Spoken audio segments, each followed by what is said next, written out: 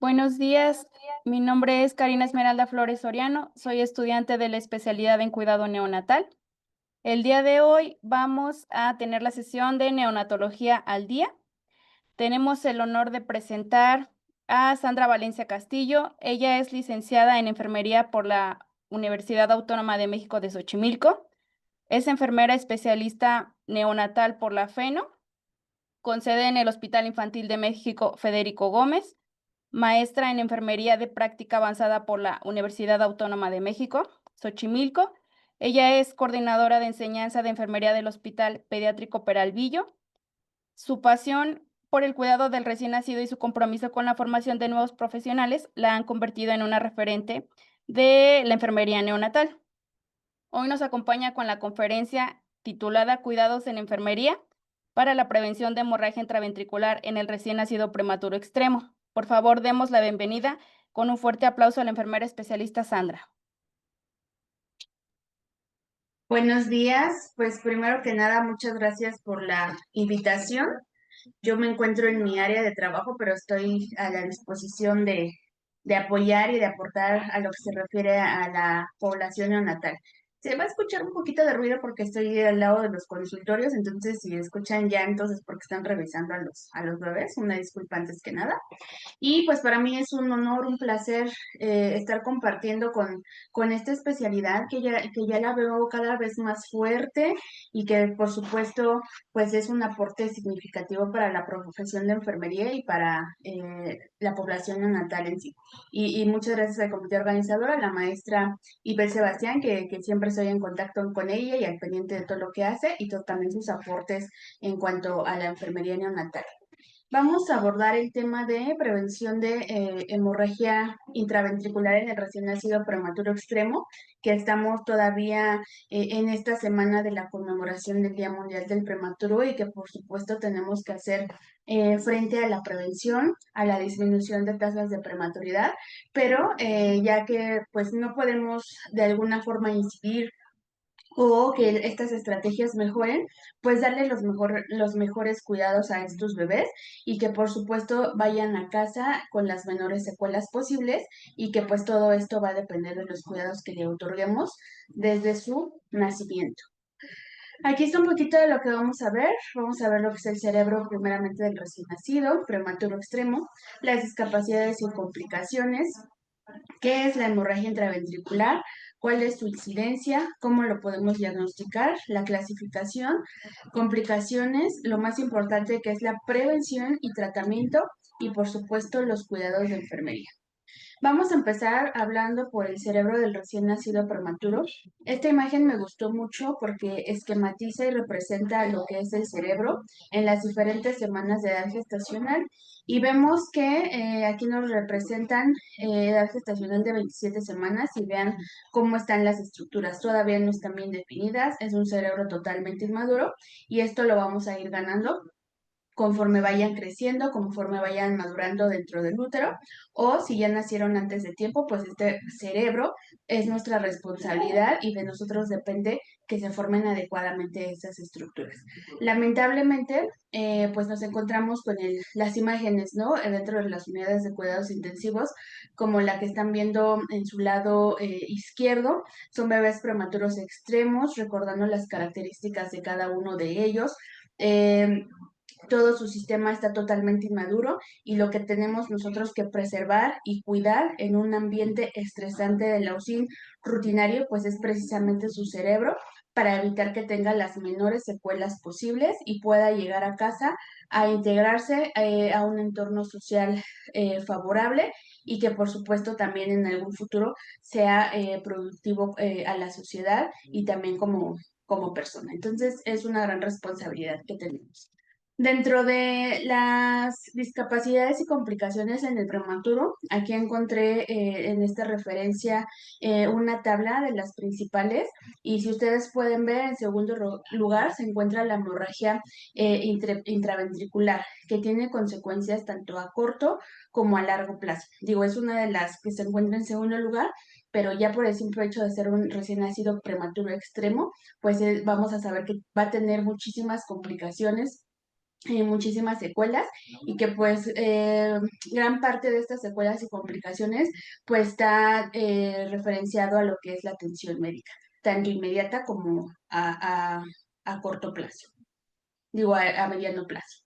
Y en sí, pues, ¿qué es la hemorragia intraventricular? Es el sangrado de la matriz germinal y de las regiones periventriculares del cerebro. Ahí en la imagen pueden observar esta imagen de las regiones periventriculares.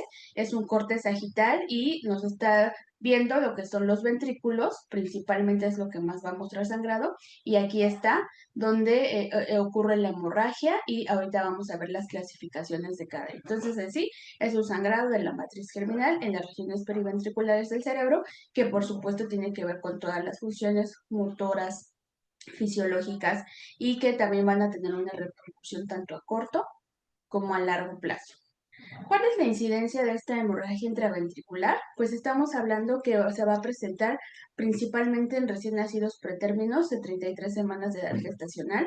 Esto no quiere decir que están excluidos los niños que son un poquito mayores de edad gestacional, pero digamos en términos de estadísticas son los que más propensos están y los que más presentan algún grado de hemorragia intraventricular y por supuesto también están clasificados dentro de estas incidencias los niños y niñas menores a 1500 gramos, o sea, es decir, los prematuros extremos.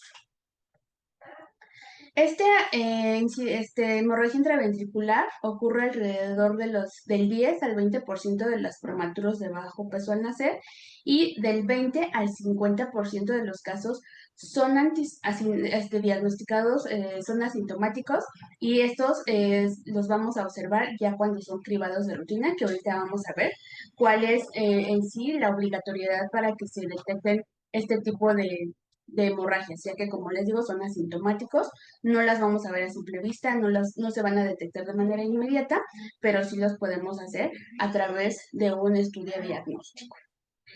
Y esto es muy relevante porque dentro de estas estadísticas hay que ver que el 90% de las hemorragias intraventriculares ocurren las primeras 72 horas después del nacimiento. 50% de ellas el primer día y 100% los primeros 10 días de vida. Esto para mí se me hace tan relevante, tan importante, porque nos está hablando del nacimiento, ¿no? Y de las primeras 72 horas después del nacimiento. Hablando en el contexto, como tal me lo pidieron en la presentación, de un prematuro extremo, que estamos hablando menores de 28 semanas. Que si nos vamos a estadística, los niños prematuros extremos son como que el menor porcentaje, pero gran parte de ellos están entre las 28 hasta 35 semanas de edad gestacional y que obviamente van a desarrollar este tipo de complicaciones, ¿no? Entonces, les mencionaba, el recibir a un bebé, el estar preparados para la reanimación neonatal, que exista personal capacitado, especializado para una adecuada reanimación, sí o sí va a ser eh, un gran aliado para que disminuyamos este tipo de incidencia, o sea, que no ocurra. Y no solamente referirnos a lo que es la reanimación, que sabemos que se siguen diversos protocolos, es decir, un algoritmo de reanimación, pero existen diversas actividades y complete mucho enfermería de que evitemos el desarrollo de este tipo de hemorragias, ya que como menciona ahí, pues ocurren después de 72 horas y durante los primeros 10 días de vida, que desgraciadamente el 100% ocurre dentro de este periodo. Entonces, sí o sí es prevenible, por supuesto. No quiere decir que lo vamos a erradicar, porque no. Hay que saber las características, el cerebro está en desarrollo, el cerebro está inmaduro, todas las manipulaciones, el contacto, el estrés, el dolor, todo esto influye para que estos bebés desgraciadamente desarrollen algún tipo. Ya de nosotros iba a depender si a lo mejor estamos en un estadio 1 que no avance a 2, 3 o 4 o que ya tengan complicaciones muchísimas más severas que van a causarle una discapacidad pues a largo plazo. Y la hemorragia intraventricular pues se diagnostica de acuerdo a la Asociación Americana de Neurología, pues este ha propuesto realizar un ultrasonido transfontanelar a todos los recién nacidos menores de 30 semanas de edad gestacional entre los 7 y 14 días de vida, y esto se tiene que repetir entre las 36 y 40 semanas de madurez.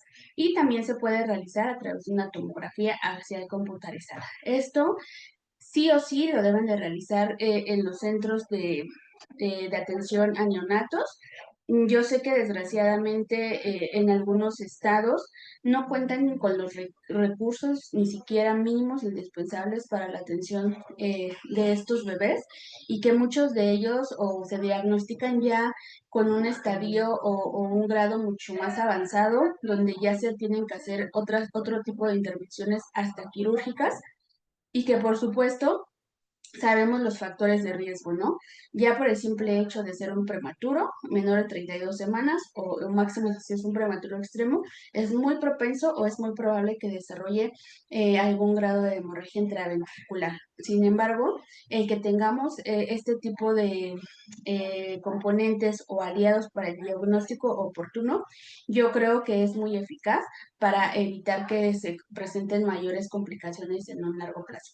Pero repito, desgraciadamente no todos los hospitales cuentan con los recursos necesarios. Yo les pongo el ejemplo de aquí, en mi centro de trabajo sí se les realiza a los bebés, pero no se les realiza dentro de la unidad, sino que viene un médico externo al cual se le paga por parte de los familiares para que vengan a hacerle este ultrasonido para que se detecte si tiene o no, o si hay, se le venga a hacer nuevamente el estudio repetidamente en estas semanas que dice, y ver si ha avanzado, si ha disminuido o si no tiene.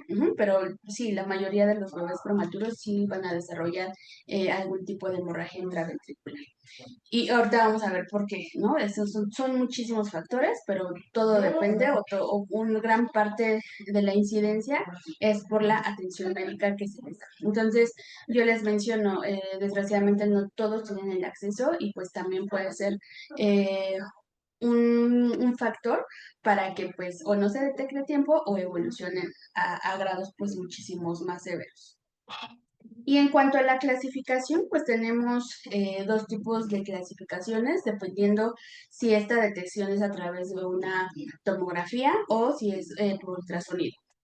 Hablando otra vez en contexto de que estamos en hospitales de segundo nivel, que somos hospitales públicos, pues a lo más que vamos a acceder, y eso si bien nos va, pues es a un ultrasonido. Entonces, aquí está es la clasificación según PAPIDE, que fue adaptada en el 2008 por Volpe, y estos son basados en hallazgos a través del ultrasonido, que es la tabla 2 que ustedes pueden observar, y nos va a dar 4 grados. Obviamente el grado 1 es cuando solamente existe una mínima hemorragia en el ventrículo, y de ahí vamos progresando.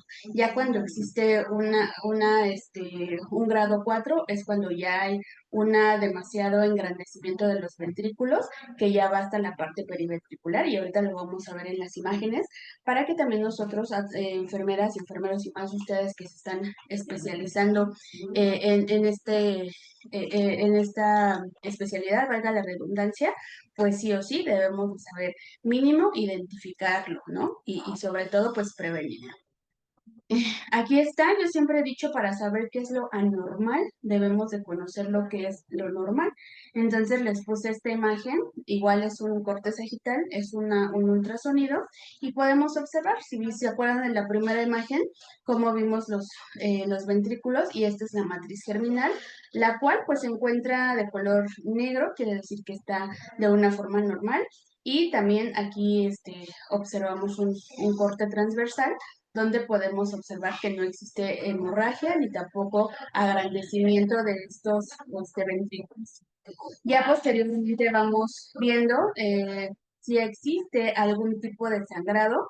Acuérdense que el grado 1 es un sangrado mínimo de esta matriz ventricular matriz germinal, perdón, y aquí podemos observar todo esto que se observa de color un poquito más blanco, es donde ya existe el sangrado, y a ver, en este corte transversal también observamos ya un poco de sangrado de esta matriz germinal.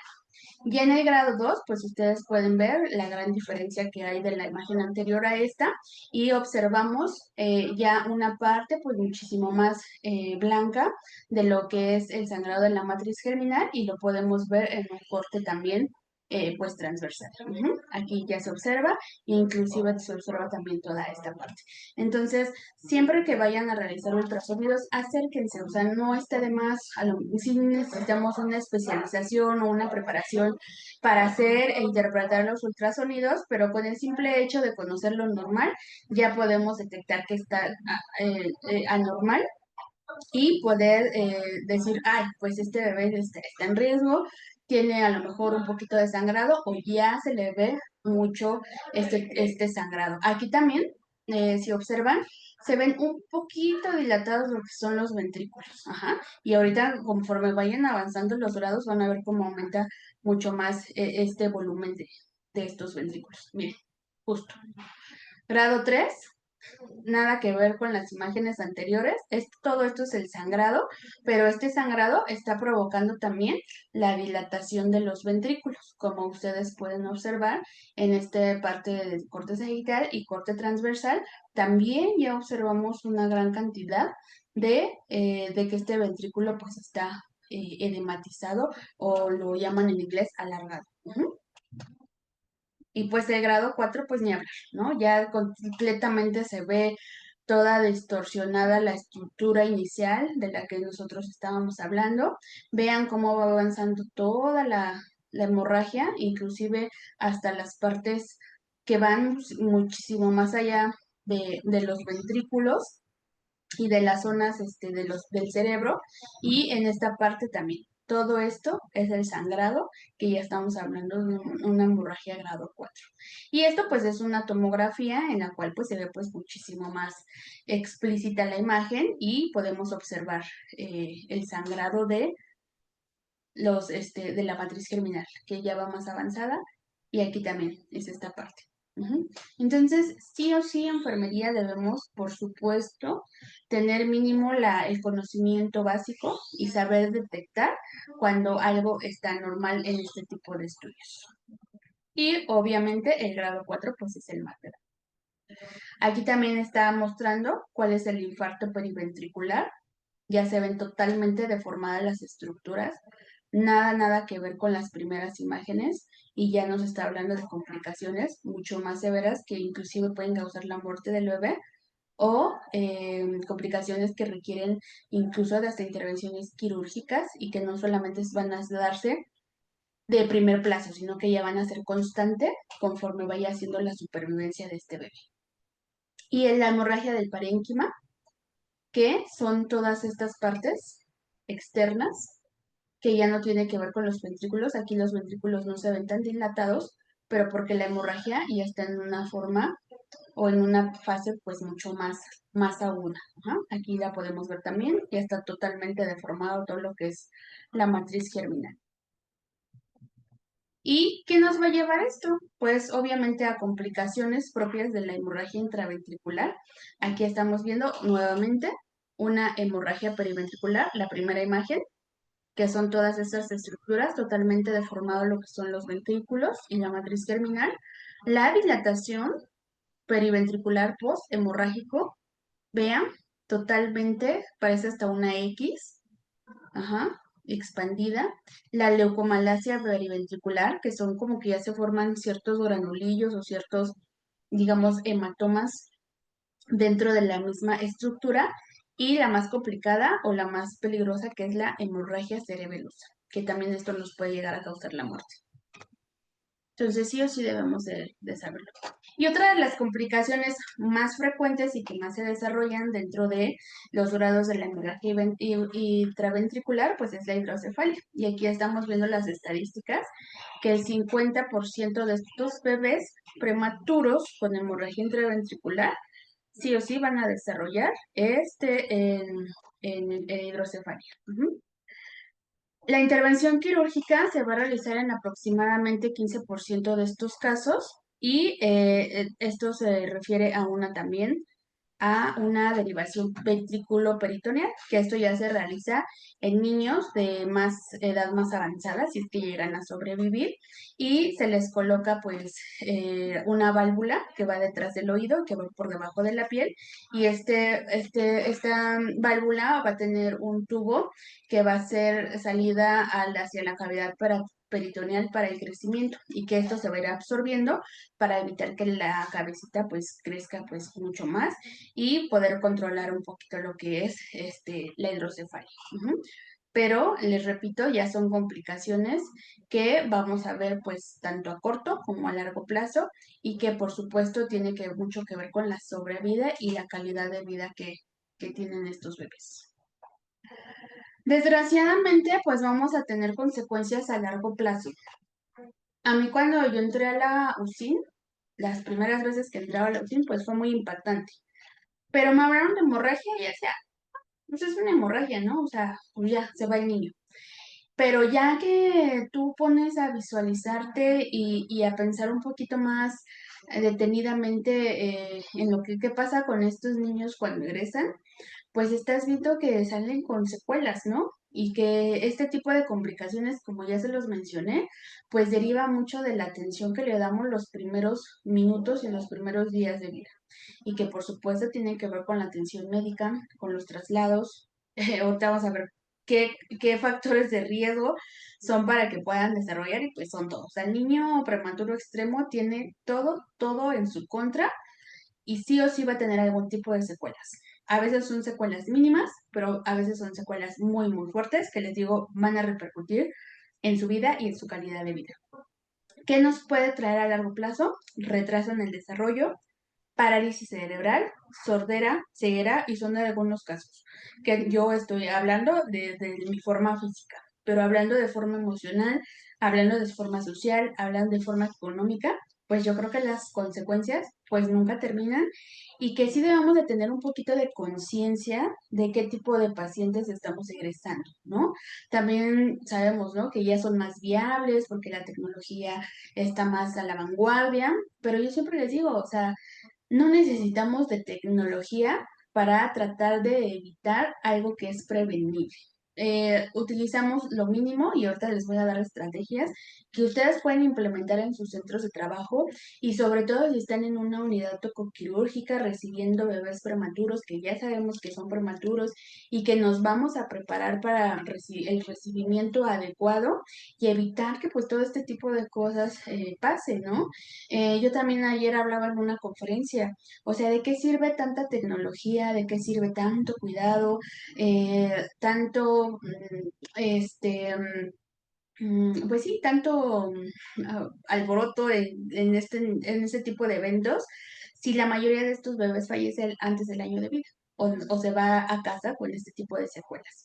Y que, pues, a consecuencia de esto, pues que son niños que también van a estar muchísimo más vulnerables, pueden sufrir abandono, pueden sufrir rechazo, incluso de la propia familia, de los propios progenitores, y entonces, pues, de nada sirve tanta tecnología, tanto conocimiento, si al final de cuentas, pues la calidad de vida, que es lo que nosotros queremos preservar, pues no va a ser la adecuada. Entonces, es un poquito de reflexión y que por supuesto tenemos que endurecer pues estas estrategias para favorecer el desarrollo adecuado del cerebro.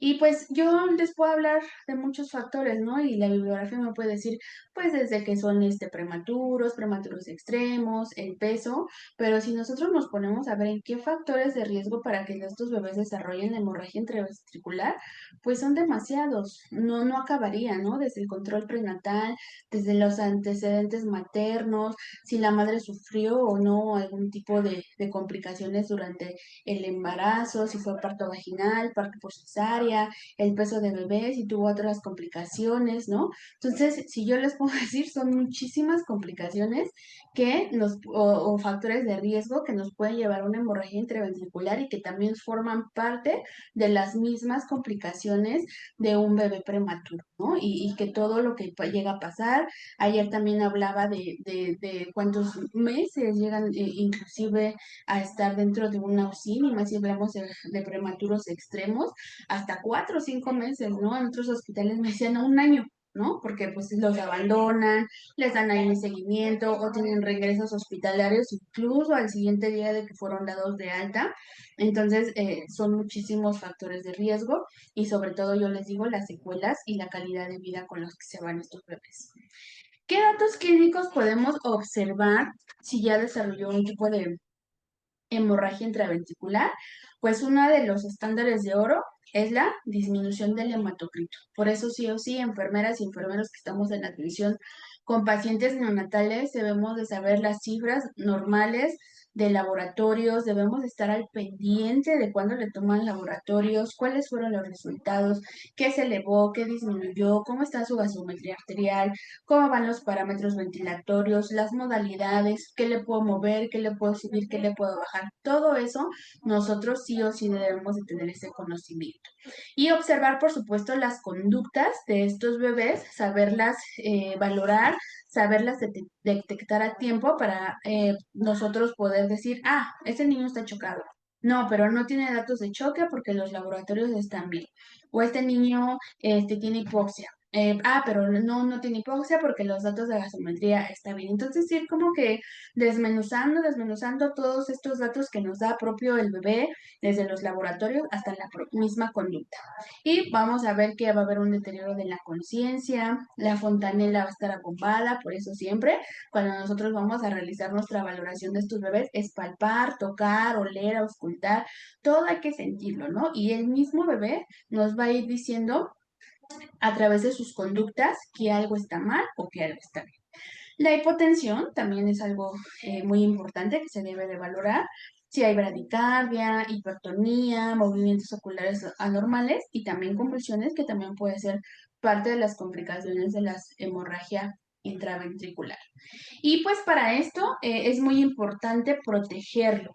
Y estamos hablando de neuroprotección, pero a través de tratamiento farmacológico. Ahorita nosotros vamos a ir a cómo vamos a hacer esa protección o qué estrategias vamos a implementar para tratar de disminuir este tipo de incidencia de la hemorragia o que si ya tenemos algún tipo de grado, no avancemos a más. Entonces, uno de los neuroprotectores farmacológicos y el estándar pues es la eritropoyetina. ¿Qué va a hacer la eritropoyetina si nosotros estamos colocándolo a estos bebés? Pues va a ser una apoptosis, va a hacer la disminución de la muerte de estas células, va a disminuir la inflamación, va a disminuir la excitotoxicidad y también, por supuesto, la toxicidad del glutamato en las neuronas que nos va a llevar a que sea propenso a desarrollar un tipo de hemorragia en la matriz germinal. La eritropoyetina, ¿cómo la vamos a usar o cómo se va a indicar? Pues esta va a ser un protector, se va a aplicar cada 48 horas por 2 semanas y aquí pues había variaciones en la dosis de eritropoyetina, que estas diferentes bibliografías van a variar desde las 300 unidades por kilo hasta las 3000 unidades por kilo. Aquí hay que recordar algo muy importante que es la farmacocinética, que es lo que el cuerpo del bebé inmaduro le va a hacer este medicamento. Ajá, no es lo mismo que yo le ponga eritropoyetina a un bebé, a lo mejor de 800 gramos, a un bebé de 3 kilos, ¿no? Que a lo mejor también sirve como neuroprotector de este tipo de bebés, dependiendo de las causas por las que se les va a poner, pero hay que tener en cuenta mucho la farmacocinética, el peso y también el tipo de diagnóstico que tiene nuestro bebé. Sin embargo, pues muchas bibliografías manejan que la dosis estándar de la aplicación de la eritropoyetina es de 1000 unidades por kilo, acordándonos que son cada 48 horas por 2 semanas.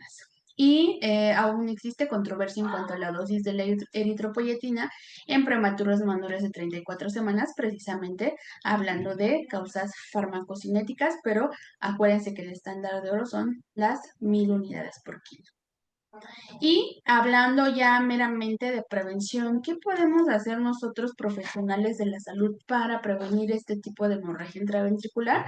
Pues ante todo la prevención prenatal, ¿no? Desde la aplicación de esteroides antenatales, el control prenatal, que vayan a sus consultas mínimo 8, pero pues hay que poner los diferentes contextos. Yo les estoy hablando de aquí un hospital público que está cerca de Tepito y ustedes han venido aquí a la Ciudad de México o han escuchado hablar de Tepito o de la colonia Guerrero, pues estamos en una zona un poquito complicada, hablando desde seguridad, desde cultura, desde formación académica, desde cómo se relacionan las personas en su entorno social, a qué se dedican estas poblaciones que llegan aquí, la mayoría son comerciantes de Tepito.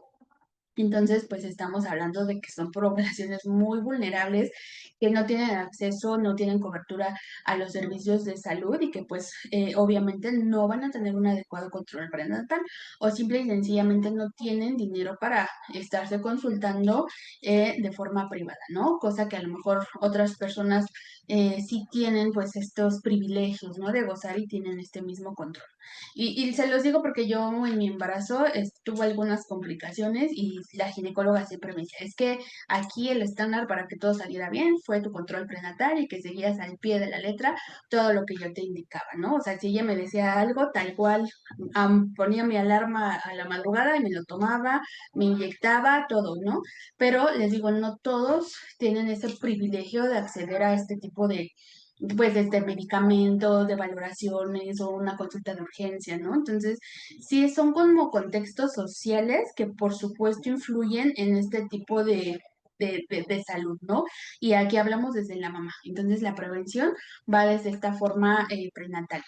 También es la protección cerebral con el sulfato de magnesio y una también de las bibliografías manejan que el parto por vía abdominal, preferentemente al cesárea.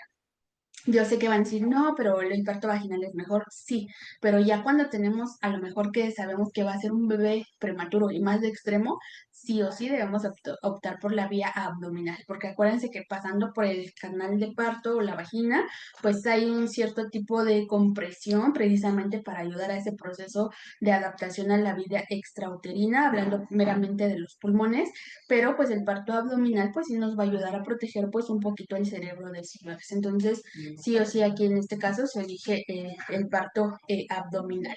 Ya una vez que nació el bebé, ¿qué estrategias postnatales nosotros podemos implementar? Se los menciona al principio. Reanimación neonatal por personal certificado, calificado, que esté actualizado, por supuesto, que no nada más manden al interno a reanimar a los bebés porque tienen que aprender, sino que debe de estar el médico adscrito con su equipo capacitado. Y acuérdense que dentro del manual de reanimación nos dicen, debemos de estar preparados y por eso se hacen las 4 preguntas para la preparación del nacimiento, para ver si es un bebé a término, si es pretérmino, si tiene factores de riesgo, y entonces nosotros ya debemos estar preparados con el mejor reanimador, con la mejor persona que sepa intubar y que por supuesto se sepan los algoritmos y los pasos a seguir, y máxime si esperamos a un bebé prematuro. Aquí también se habla mucho del pensamiento tardío del cordón umbilical y ayer me encantó un video que tuve la oportunidad de ver con la doctora Sandra Grosso de Colombia, que nos presentó un video, ¿no? De que nació un bebé prematuro y sin prisas, sin protocolos, sin rutinas, lo recibieron, le dieron presión positiva sin cortar el cordón umbilical al lado de su mamá y le dieron presión positiva con el cordón intacto. Ya una vez que se vio estable, pinzaron el cordón. Pero hay que acordarnos que es una de las cosas o uno de los cambios que hubo dentro de la séptima a la octava edición de reanimación neonatal, que es el manejo del color, precisamente del cordón umbilical, ¿no? Cuando sí, cuando no, quiénes deberían hacerlo, quiénes no, cuáles son esta infraestructura que debemos de tener dentro de las tococirugías para poder realizarlo y quiénes no va, sí o no van a necesitar o quiénes van a realizar este pinzamiento. Entonces es muy importante valorarlo y sobre todo, pues tomar las cosas con calma. Sí, a lo mejor sabemos que es un prematuro, pero si nosotros estamos seguros del el tratamiento que le vamos a dar y las intervenciones posteriores al nacimiento, yo creo que si nos tomamos las cosas con calma, también ahí vamos a proteger el cerebro. Acuérdense que el simple hecho de sangolotearlo, de agarrarlo de forma agresiva, efusiva, pues ya va a propiciar a que pues pueda presentar un daño a este cerebro. Y por supuesto que la estabilización en sala de partos también se realice por personal calificado y certificado en la atención del prematuro extremo. Ay. Y algo que, híjole, a mí me causa como que mucho ruido ese transporte neonatal. Yo se los digo porque estoy en un hospital de referencia, aquí no nacen los bebés, los trasladan de otros hospitales, principalmente materno-infantiles, y de verdad, los bebés a veces llegan en condiciones tan deplorables que a veces les decimos, si hubiera llegado en Uber ese bebé, hubiera llegado mejor que en las condiciones que me lo traes. ¿Mm? Imagínense el grado de que nos han llegado los bebés que les decimos eso a las personas que los trasladan. Entonces, para el transporte neonatal, pues este debe ser cuál seguro. Igualmente que haya personal calificado, que se tengan los recursos suficientes. Les hablamos desde una incubadora de traslado con todo el equipamiento, bombas de infusión, ventiladores de traslado, que haya una organización y una coordinación para que este bebé llegue seguro al hospital donde va a recibir atención o va a continuar con su atención. Esto es muy importante ya que se debe de coordinar la actuación sanitaria según el grado de urgencia. Les repito, no es lo mismo que tengamos que trasladar a un bebé prematuro extremo de 800 gramos a un bebé que a lo mejor nació a término, pero está en condiciones para traslado por una taquimia transitoria, ¿verdad? ¿A cuál le vamos a dar prioridad? Pues al prematuro extremo, pero también acorde a la seguridad que debe de tener ese traslado. Disponer de información sobre la capacidad asistencial y cartera de servicios de cada centro, recabar y transferir la información médica del paciente, que nos ha pasado mucho, que llega y el médico que lo traslada no sabe absolutamente nada del paciente. Y le preguntas, ¿pero por qué lo mandaron? Ay, no sé, yo nada más iba pasando y me dijeron, apóyanos en un traslado y aquí vengo, ¿no? Y ha sido desde cirujanos, han sido desde médicos internos que los trasladan, ¿no? Entonces es muy importante todo eso. A veces minimizamos esta cuestión de, ay, pues es un traslado, ¿qué puede pasar? Llévate al niño. Pero en el traslado y máxime de trasnoche de niños prematuros, pues es muy importante que se cuente con personal capacitado. Y también hasta establecer protocolos para la categorización del recién nacido en estado crítico. Establecer los circuitos de transporte neonatal acordes con dicha categorización, garantizar la disponibilidad de camas en el hospital donde va a ser el receptor, porque también nos ha pasado que llegan y pues nadie sabe, ¿no? Llega un bebé y pues, ¿a dónde va? No, pues que la UCI, pero no sabían que había llegado y a lo mejor ya ni teníamos camas. Regular, gestionar y optimizar los recursos humanos y materiales y favorecer un flujo de comunicación entre los agentes implicados con el transporte con el objetivo de reducir tiempos de traslado. Ujú.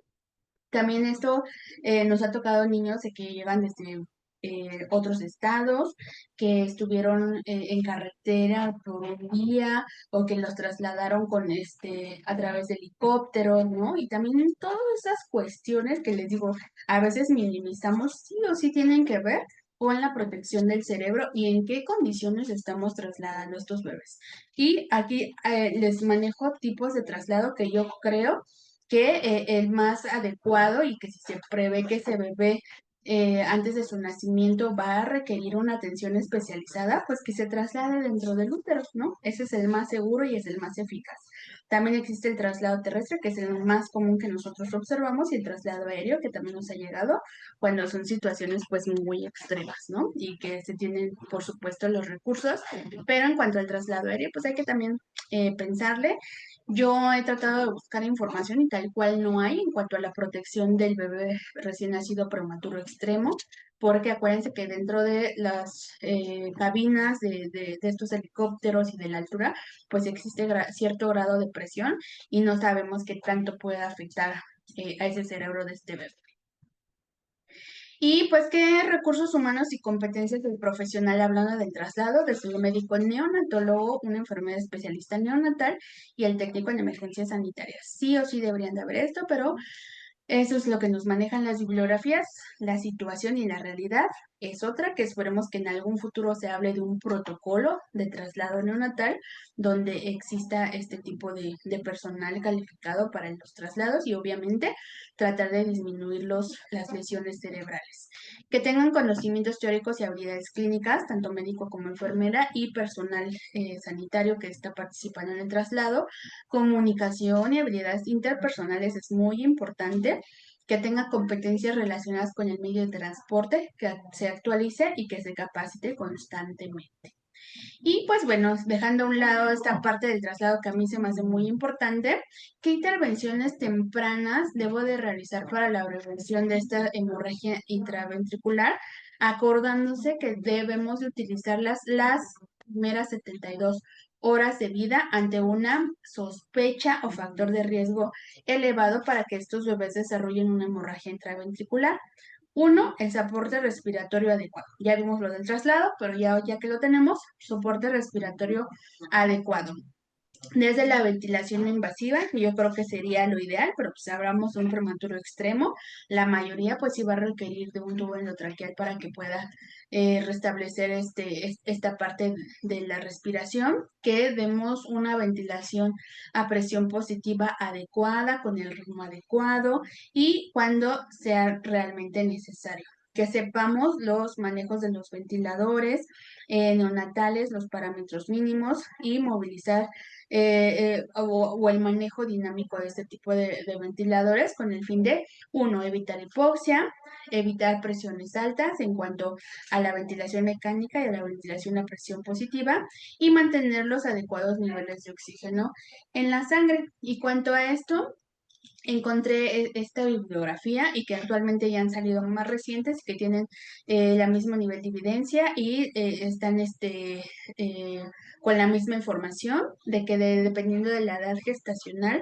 debemos de mantener nuestra saturación de oxígeno y nos habla que cuáles son los objetivos de saturación en tanto a los límites menores y mayores cuando tienen bebés oxígeno menores de 32 semanas, que estamos hablando nosotros de prematuros extremos, que lo que debemos de mantenerlos es desde 90 a 95%. Aquí nos manejan como que estándares bajos, pero ya lo actual nos dicen, lo ideal es que cuando tengan bebés con algún tipo de ventilación o apoyo ventilatorio, los mantengamos en un rango del 90 a 95%. Y aquí nos dicen, cuando no tienen oxígeno, pues hasta del 90 hasta el 100%, pero pues ahí ya nosotros no vamos a incidir, a excepción de que si llegan a bajar menos del 90% sin oxígeno, es cuando van a requerir algún tipo de intervención ventilatoria. Pero el estándar de oro es de 90 a 95 cuando tienen algún tipo de soporte ventilatorio. Y pues la fisioterapia pulmonar y la aspiración de secreciones, pues obviamente aquí está en controversia entre la técnica abierta y la técnica cerrada. Obviamente sí o sí vamos a procurar la técnica cerrada, como la imagen que están viendo del lado izquierdo. Está prohibido hacer lavados bronquiales, no existe evidencia suficiente de por qué se realizan. A veces mencionan que para fluidificar las secreciones, cuando pues sabemos que cuando estos bebés están en ventilación mecánica, sí o sí tienen que tener una cascada de humidificación, deben seguir los principios básicos de oxigenoterapia, desde oxígeno húmedo, tibio, monitorizado y dosificado, que es muy importante. Todas esas son las características y que cuando vayamos a hacer la aspiración de secreciones no pongamos el succionador a más de 80 milímetros de mercurio, porque eso también, pues aparte de causarnos lesiones tanto físicas a nivel traqueal, también nos puede causar elevación de la presión intracraneal que nos lleve a una hemorragia. Entonces es muy importante esto. Fisioterapia y aspiración de los pulmones. También otra cosa que no les puse, tengo un videito, se lo voy a compartir a la maestra Ivette. Apenas tuve una clase con una neumóloga que nos hablaba de esta fisioterapia. No sé si antes ustedes usaban el cepillito, que con el mismo mascarilla pues les dábamos palmaditas y hasta aquí para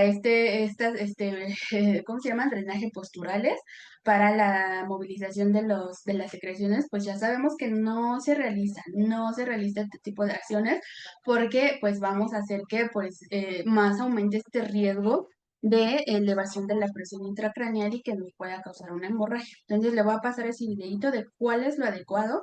Solamente es con la palma de la mano y hacer un movimiento así, pero que no sobrepase cierto tipo de vibración, ¿no?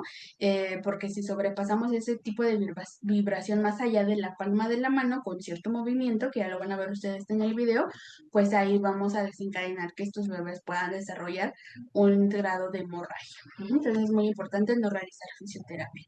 Ahora, la posición de la cabeza es muy importante mantenerla en una línea media. Acuérdense las primeras 72 horas de vida como medida de prevención para evitar una hemorragia intraventricular.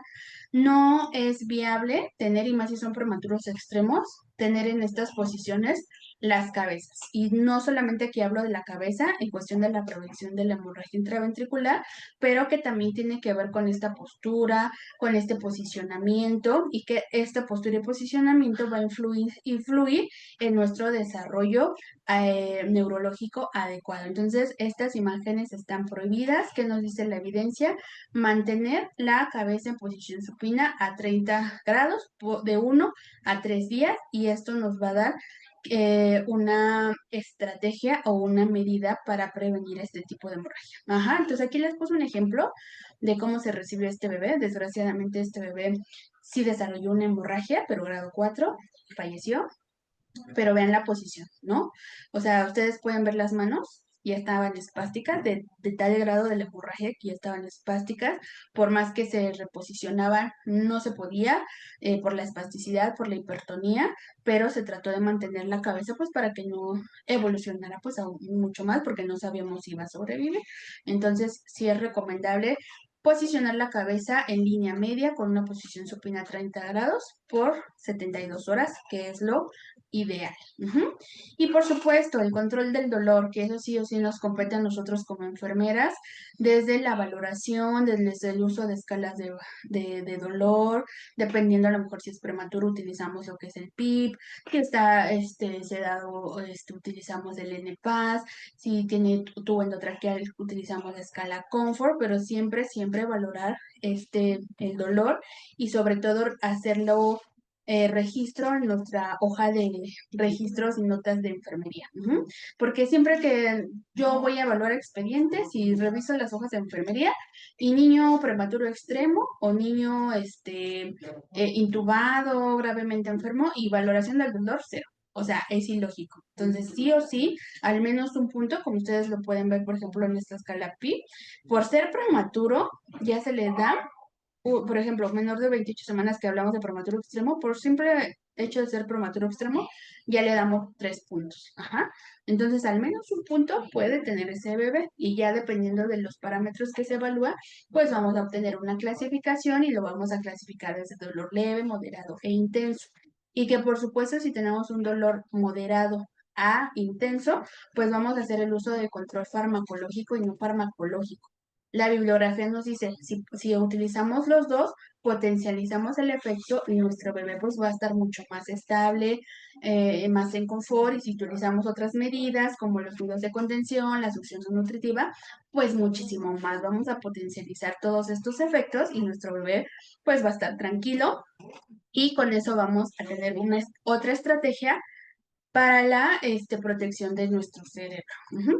Y hablando de las medidas no farmacológicas, pues está la succión no nutritiva, la sucrosa al 50%, la contención, el contacto piel con piel, la musicoterapia, pero pues son todos otros temas, pero son estrategias que nosotros como enfermeras sí o sí tomamos la decisión sin necesidad de una indicación médica. El control del macroambiente, microambiente, desde los olores, y hablamos del modelo integral de desarrollo neonatal que nos habla de las 7 estrategias para favorecer el neurodesarrollo o el desarrollo, nos dice que desde el olor, desde el tacto, lo visible, la luz, el ruido, todo este control, y que si nosotros los exponemos a estos sentidos tan intensos, pues nos afecta obviamente el neurodesarrollo y esto nos propicia a que desarrollemos algún tipo de grado de hemorragia intraventricular o una inestabilidad en el centro de este bebé que lo lleve a que tenga algún tipo de complicaciones. Entonces, esto es muy importante. ¿Qué intervenciones de alta especialidad ustedes pueden aplicar? Pues la medición del turno del perímetro cefálico. Esto es muy importante porque acuérdense que una de las partes clínicas que nosotros observamos para cuando un bebé desarrolla hemorragia intraventricular es el aumento del perímetro cefálico, ¿no? Que la fontanela esté abombada o que veamos algún otro dato. Entonces, la medición de este perímetro es sí o sí fundamental. Acordándonos que hay que hacerlo de manera correcta, porque si lo hacemos de manera incorrecta, pues ahí pues podemos incidir en variaciones y pues no es como que un dato fidedigno. Que este bebé se movilice en equipo, que sea organizado para ciertos tipos de procedimiento como el peso, el aseo, los cambios posturales. Hay veces que yo soy la super enfermera, y ya con una sola mano y como es prematuro extremo, pues desconecto el ventilador, lo alzo y pues rápido. No, no, no, no. Esas son acciones que les digo, minimizamos, pero que tienen un gran impacto en su cerebro.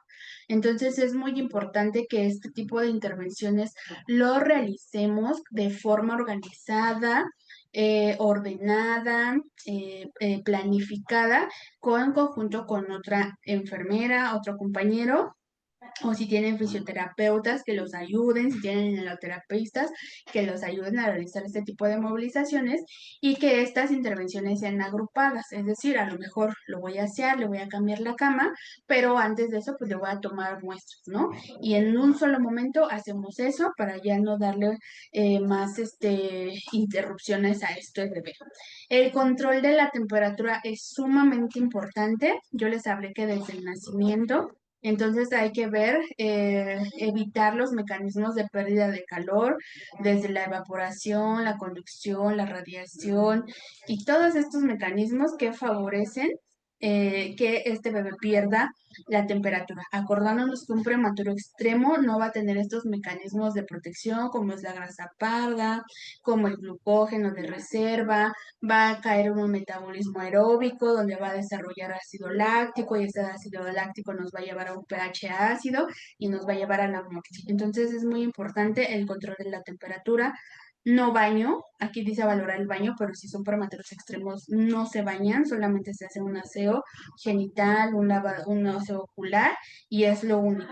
Sí o sí el control de la temperatura dentro de las incubadoras con el manejo de la humedad relativa proporcional a su edad gestacional, acordándonos que si son prematuros menores de 32 semanas, la humedad dentro de la temperatura va a estar hasta del 80 hasta el 100% en las primeras semanas de vida y va a ir bajando gradualmente, vaya creciendo este bebé o dependiendo de las necesidades propias del mismo. La temperatura también es muy importante en el manejo de la humedad, pero también en el control de líquidos. Evitar funciones lumbares de rutina, y esto ya es cuando lo hacemos con niños que tienen algún grado de hidrocefalia o que simple y sencillamente quieren descartar algún tipo de infección a nivel cerebral, ¿no? Entonces, no es recomendable realizar este tipo de punciones lumbares. Y algo que sí o sí nos compete a nosotros como enfermeras, pues es la medición de la presión arterial. Aquí tengo estudiantes, tengo siempre estudiantes y les pasé tablitas, ¿no? Pero sin embargo, cuando pasan a la UCIN, sí les digo, en la UCIN como no es como un estándar como en el adulto, ¿no? Que ya sabemos que la presión estándar del adulto, ¿cuál es? 120/80. En los neonatos y máxime si son prematuros, pues no tenemos un estándar de presión arterial, pero sí nos podemos guiar de ciertas tablitas como esta que yo les puse, que es de focusneo.org, donde ustedes pueden ingresar y van a encontrar estas tablas de presión arterial en recién nacidos, que si nosotros nos ponemos a ver, pues nos habla de edad gestacional, que abarca desde las 24 semanas hasta los niños a término, y aquí nos habla de días de vida extrauterina, desde el nacimiento hasta 49 días, que es lo que pasa, ¿no? Un mes.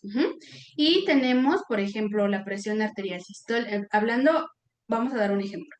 Tenemos un bebé de 24 semanas de edad gestacional con 0 días de vida. ¿Cuál va a ser el estándar de la presión arterial, pues vamos a tener percentiles, acordándonos que el percentil 5 es el límite más bajo de lo que podemos tener, el percentil 90 es el límite más alto de lo que podemos tener y el percentil 50 es nuestro estándar de normalidad. Ajá. Hablando de la tensión arterial sistólica, por ejemplo, el percentil más bajo que nosotros podemos tener es de 23, percentil normal es de 40 y percentil alto límite es de 56. Presión o tensión arterial diastólica, percentil mínimo 15, percentil normal 24 y percentil alto 32. Y la tensión arterial media, que es como que la que más nos guiamos o más se basan los neonatólogos, el percentil 5, que es el más bajo, hasta 18, el percentil normal 29, que también ahí coincide con las edades gestacional, y el percentil alto de 40. Ajá. Entonces, si nosotros ya tenemos una variabilidad que se aleja de lo que es normal, que es dentro del percentil 50, ya puede ser bajo o alto, pues ahí nos está hablando de que tenemos que poner atención y que algo está pasando con este bebé.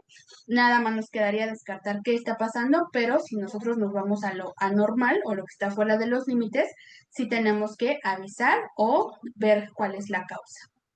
Y así lo buscan ustedes ahí en focusneo.org y les va a aparecer de niños hasta de más de 33 semanas, que hasta aquí lo puse límite porque estamos hablando de prematuros extremos. Obviamente, dentro de estas intervenciones de alta especialidad y que tienen que ver con la prevención, es la presión en la administración de medicamentos. De igual forma, en nuestra manual de reanimación nos habla, ¿no? Cuando nosotros pasamos un bolo, porque este bebé está en un estado de choque, pues lo hacemos en bolo, pero nos dice, cuando tienes un prematuro, y más si es extremo, tienes que tener cuidado. Aunque tú lo pases en bolo, ese bolo se debe administrar entre 5 a 10 minutos. ¿Por qué?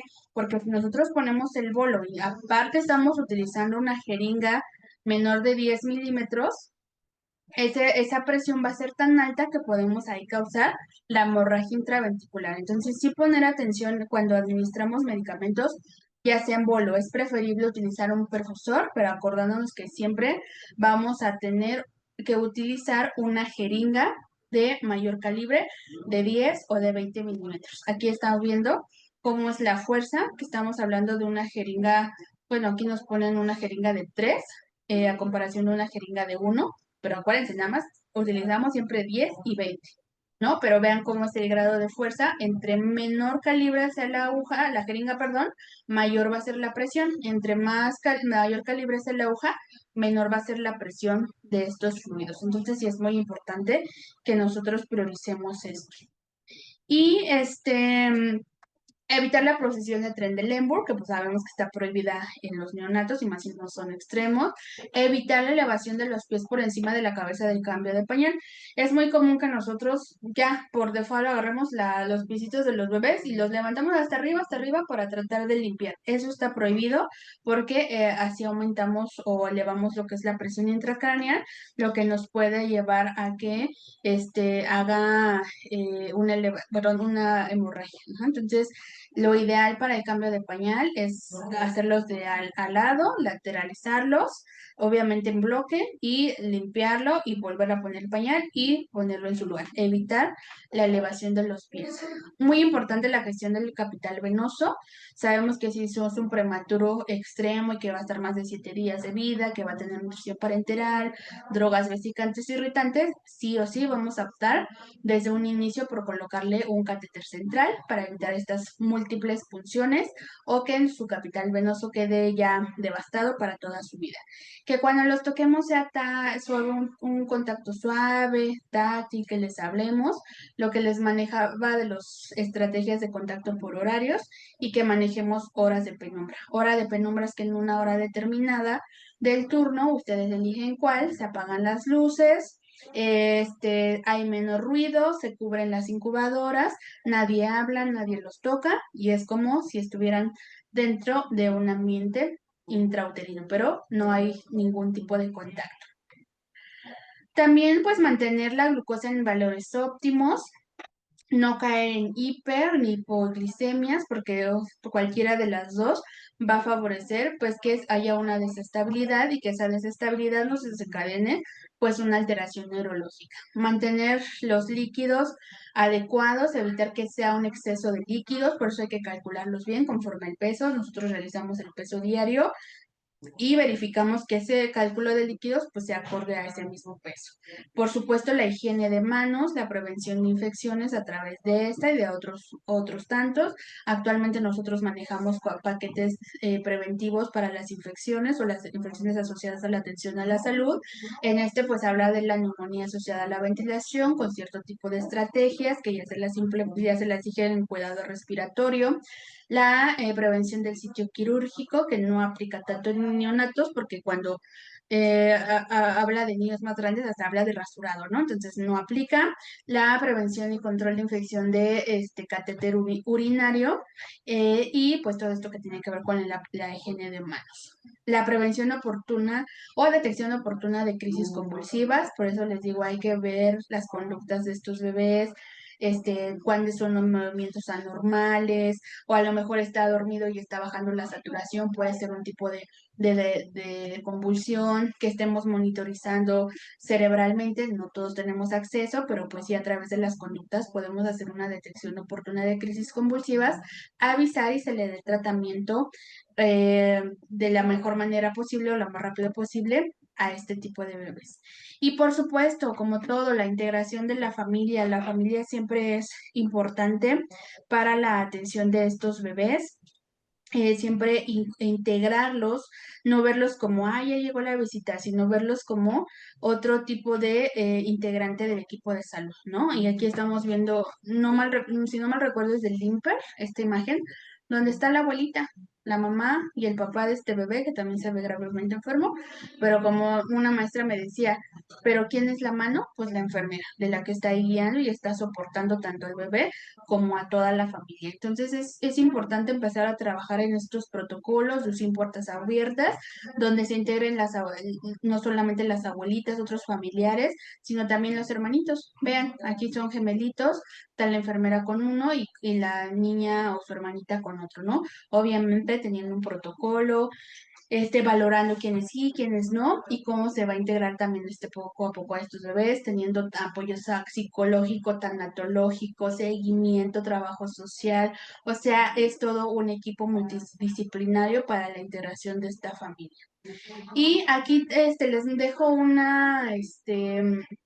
un esquema de una propuesta de la Fundación de Neurología Neonatal, Fundación NE, si ustedes la buscan en redes, les va a salir y ellos hacen muchos aportes a esta parte de la protección neurológica y pues es un esquema para la prevención de la hemorragia intraventricular en el prematuro extremo en las primeras 72 horas de vida y que es casi todo lo que les dije, ¿no? Desde el traslado, la posición de la cabeza, evitar hipoxia, hipercapnia, infusión lenta, la extracción de líquidos, manejo cuidado de los sinotrópicos, evitar la elevación de las piernas, prevenir el dolor, adaptar a los niños cuidando el sueño. O sea, son todos los factores o todas las estrategias que les dije, pero todo nos habla de la prevención. O sea, es tratar de evitar que haya una hemorragia intraventricular o que avance ese grado de hemorragia intraventricular. Y por supuesto, si a lo mejor ya es un bebé que tiene una hemorragia grado 4, que ya tiene diversas complicaciones, pues darles también cuidados al final de la vida, estos cuidados paliativos que se integren a la familia, que se les permita a lo mejor la toma de una fotografía, la toma de una huellita, de cabellito, pero que estén ahí soportando a su bebé, que también pues nosotros estemos soportando a esta familia. Yo hablaba luego también pues la integración de tanatólogos, ¿no? En las unidades neonatales, pues para tratar este tipo de duelos. Y pues manejo de la espiritualidad no hablo de algo religioso, hablo de otras cosas desde las vibras, desde las energías, desde estos tipos de rituales que nosotros debemos implementar con los bebés, desde el acompañamiento, desde estos usos y costumbres, ideas culturales que nosotros tengamos, pero que también sí o sí debemos de aplicar dentro de las unidades de cuidados intensivos va a ser que fallezca el bebé o como no fallezca, pero implementar la espiritualidad y también pues protegernos a nosotros mismos, ¿no? Hablábamos mucho de quién cuida al quien cuida, ajá, entonces cuidados a nosotros mismos desde que tengamos estas prevención de la salud mental, desde los cambios de humor, el manejo interprofesional, relaciones personales, interpersonales o interprofesionales, aquí el manejo del estrés, las rotaciones por turnos, las rotaciones de servicio, la disminución de la carga laboral, que a lo mejor ayer me tocó el niño más grave, bueno, pues la semana que sigue pues voy a estar en crecimiento y desarrollo. Y así vamos adquiriendo estrategias porque también el que yo esté mal, pues va a afectar o va a repercutir en la atención que le voy a otorgar al niño. Un ejemplo muy claro, ¿no? De que cuando yo estaba en la UCIN, por lo regular siempre me dejaban al niño más grave, ¿no? Entonces, se me hacía muy raro de que llegaba el otro día y que no, es que se desaturó, es que ya hizo esto y se puso mal. Y yo decía, ¿pero por qué? O sea, porque yo lo tengo y los niños tranquilos, como si nada, o sea, dentro de su gravedad, pero se mantenían estables, los aspiraba, darles de comer, cambios posturales, y los niños estables. Entonces sí tiene mucho que ver con estas vibras, con estas energías, con esta esto que yo le transmito al bebé, esta paz que yo le transmito al bebé, tiene mucho que ver con la persona interna que soy y que puedo emanar a través de estas energías. Entonces es muy importante que siempre procuremos esta salud mental para poder dar una atención adecuada. Y pues aquí les habla este bebé. Espero que todo esto haya sido fructífero, que lo apliquen en sus unidades, que prevengan, pero que también les quede así como que la espinita de, ¿qué pasa más allá, no? ¿Y qué pasa con estos niños una vez de que egresan? ¿Quién les da seguimiento? ¿Qué secuelas tienen? ¿Cómo es la integración social? ¿Qué repercusiones tuvieron si es que llegan a sobrevivir al primer año de vida? ¿Cuáles son los recursos de la familia? ¿A dónde va ese entorno? Ese bebé tiene riesgo, no tiene riesgo de abandono, tiene riesgo no de violencia. O sea, son muchos factores que nosotros como enfermeras debemos de evaluar, valorar y que por supuesto ahí sale nuestra autonomía, la toma de decisiones complejas y también dirigir ciertos futuros y dirigir a lo mejor ciertos modelos de atención que podemos crear en un futuro, ¿no? Entonces tenemos un amplio campo de intervención que les digo, no solamente se minimiza en las unidades de cuidados intensivos. Y pues esto sería todo, es un tema muy extenso, pero tratar de reducirlo. Hay un poquito de las referencias de las cuales me basé para sacar este tema que se me hace pero sumamente importante. Y pues no sé si tengan alguna pregunta o alguna aportación. Excelente ponencia, maestra. Muchas gracias por toda la información compartida y abrimos la sesión de preguntas.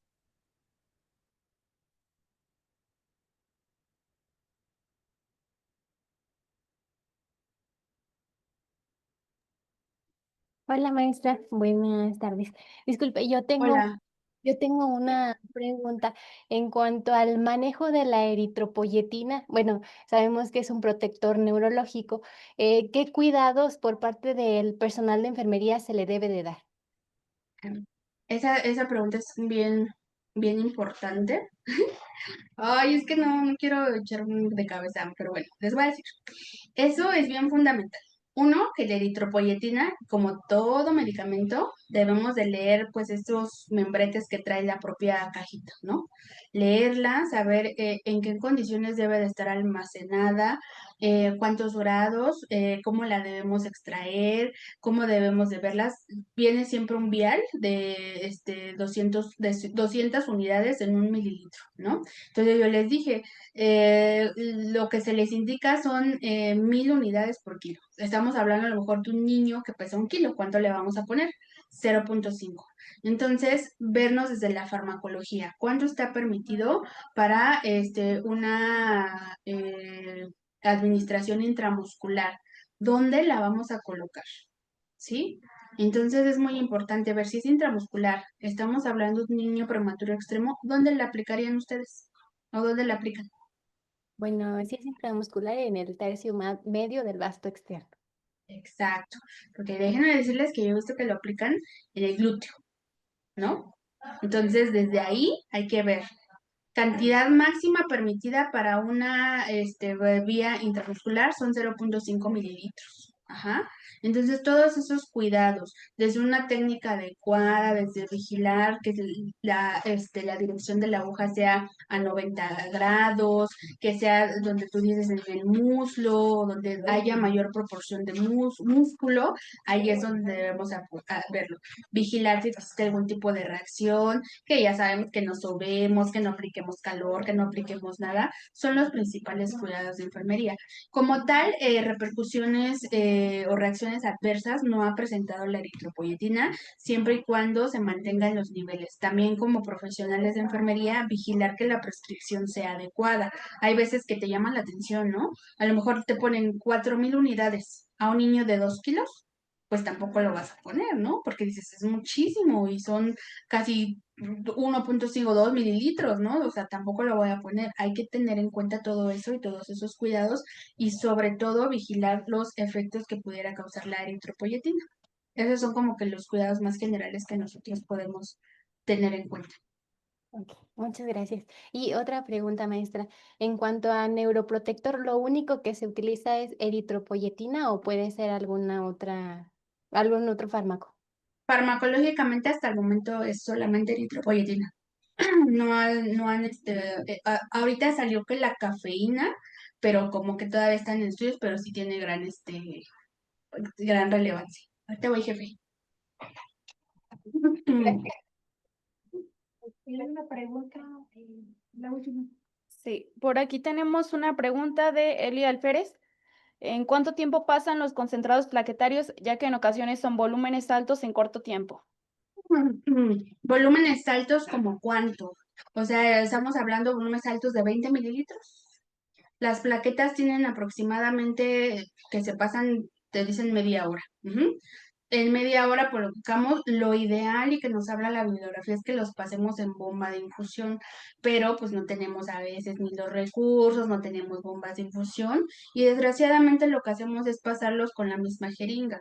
Solamente les digo, siempre se calculan por el peso, los kilos que tiene el bebé y no sobrepasan, si estamos hablando de un prematuro extremo, no sobrepasan los 15 mililitros. Entonces esos 15 mililitros si ustedes tienen la posibilidad de pasarlo por un perfusor, que no es lo ideal, porque la norma nos dice que lo pasemos a través de un equipo de transfusión, este, y a veces ni alcanza, ¿no? O sea, ¿cuánto trae las plaquetas? Son 50 mililitros a lo mucho. 100 a lo mucho, con cuánto se purga nuestro equipo de transfusión en 2025. Entonces, pues tenemos que recurrir a este tipo de estrategias de pasarlo al perfusor o directamente en la jeringa. Pero les digo, no un volumen para un bebé de 1 kilo no debe de pasar hasta los 20 mililitros. Entonces sí pasarlo en bolito, pero de forma muy, muy despacita y que no sea menos de media hora.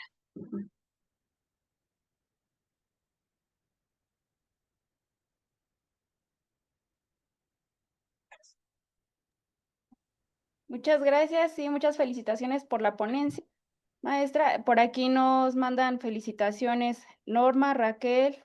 Niria nos dice si nos puedes compartir de nuevo, por favor, la diapositiva de las referencias. Claro. No, si quieren, bueno, se las pongo, pero si quieren le comparto a la maestra y ves la presentación y sin problema, las pueden consultar. Pero si quieren les pongo otra vez para que vean las referencias. Muchas gracias. Y en estos días se le hace llegar su constancia. Muchas gracias por su participación y muchas felicidades. Y a todos los asistentes se les recomienda ingresar al link para su asistencia. Muchas gracias. Gracias. Ahí está. Gracias y saludos a todas las que conozco. Bye.